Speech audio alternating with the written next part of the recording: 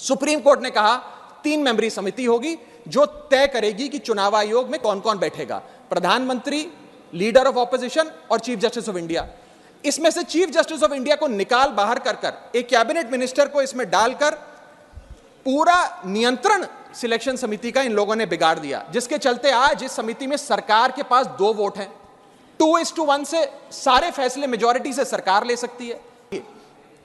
3 मेंबरी समिति है जिसमें माननीय प्रधानमंत्री जी हैं, मान लेते हैं हमारे सदन के लीडर ऑफ ऑपोजिशन मल्लिकार्जुन खड़गे जी उसके सदस्य हैं, और 3rd मेंबर अर्जुन मेघवाल जी कानून मंत्री यहां बैठे हैं वो हैं। अब इनकी बैठक चल रही है। इसमें माननीय प्रधानमंत्री जी कहते हैं कि मैं रमेश नाम के शख्स को चीफ इलेक्शन कमिश्नर बनाना चाहता हूं। खड़गे साहब कहते हैं कि मैं रमेश को नहीं सुरेश को चीफ इलेक्शन कमिश्नर बनाना चाहता हूं। क्या अर्जुन मेघवाल जी जो इसी सरकार के कानून मंत्री हैं वो प्रधानमंत्री जी को ये कह सकते हैं कि नहीं नहीं नहीं प्रधानमंत्री जी रमेश ठीक नहीं है, खड़गे साहब ने जिसको नॉमिनेट किया है सुरेश, मैं भी उसी के हक में वोट देता हूं, उसका चयन हो, वो चीफ इलेक्शन कमिश्नर बने? ये तो हो ही नहीं सकता। तो जो सरकार चाहेगी वही होगा।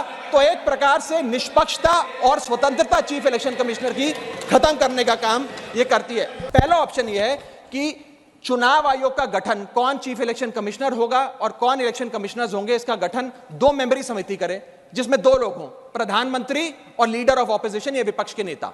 ये 2 मेंबर्स सर्वसम्मति से फैसला ले, यूनानिमिटी से, क्योंकि 2 लोगों में मेजॉरिटी तो हो नहीं सकती।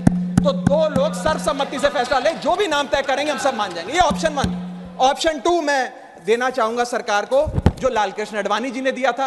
लालकृष्ण आडवाणी जी की बात मान लीजिए, मेरी मत मानिए, आपको आम आदमी पार्टी तो पसंद नहीं, पर अपने पेट्रियार्क फाउंडिंग फादर आपके पितामह भीष्म लालकृष्ण आडवाणी जी का फॉर्मूला ले लीजिए।